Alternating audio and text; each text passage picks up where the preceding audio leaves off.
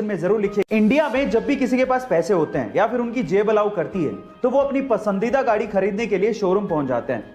वो ये भी नहीं सोचते कि इस गाड़ी को पार्क करने के लिए उनके पास पार्किंग प्लेस है या नहीं, ना ही शोरूम वाले पूछते हैं। लेकिन ये इंडिया में होता है, जापान में नहीं। गाइस, जापान में अगर आपको गाड़ी खरीदनी है तो आपको पहले स्थानीय पुलिस स्टेशन पहुंचकर पार्किंग के दस्तावेज जमा कराने पड़ेंगे। उसके बाद पुलिस वाले आपको पार्किंग स्पेस सर्टिफिकेट देंगे और उसके बाद ही आप गाड़ी खरीद पाओगे। गाइस, क्या आपको भी लगता है कि इंडिया में भी ऐसा कुछ होना चाहिए? चैट सेक्शन में जरूर लिखिएगा। हम लोग भावात्मक तरीके से कई बार इंग्लिश को गलत बोलते हैं। कैसे? मैं आपको एग्जांपल के साथ बताता हूं। जैसे कि अगर किसी की शादी की सालगिरह है तो उसे मैरिज एनिवर्सरी नहीं कहते, उसे वेडिंग एनिवर्सरी कहते हैं।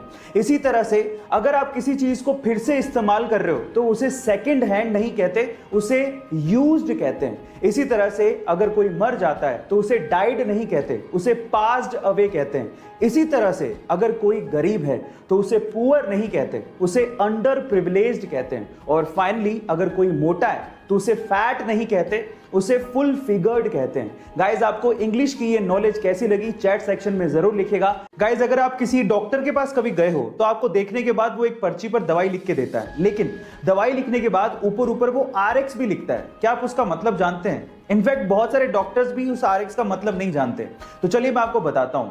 देखिए, एक्चुअली RX में R का मतलब है रेसिपियर, मतलब लेना, दवाई लेने के लिए बोला जा रहा है। और साथ ही साथ मिस्र में एक देवता है होरस, जिनकी आंख RX के जैसे दिखती है और उसे अच्छे स्वास्थ्य का प्रतीक माना जाता है। तो ओवरऑल अगर RX लिखा है तो उसका मतलब यह है कि दवाई लो और साथ में प्रभु का नाम लो, आप ठीक हो जाओगे। गाइस, आपको RX का ये मतलब सुन के कैसा लगा चैट सेक्शन में जरूर लिखिएगा। और ऐसे अमेजिंग वीडियोस के लिए यूट्यूब पे हमारे चैनल को सब्सक्राइब कर लीजिएगा। और अगर आप इंस्टाग्राम पे देख रहे हैं तो मुझे फॉलो करना मत भूलिएगा। मिलता है अगली वीडियो में।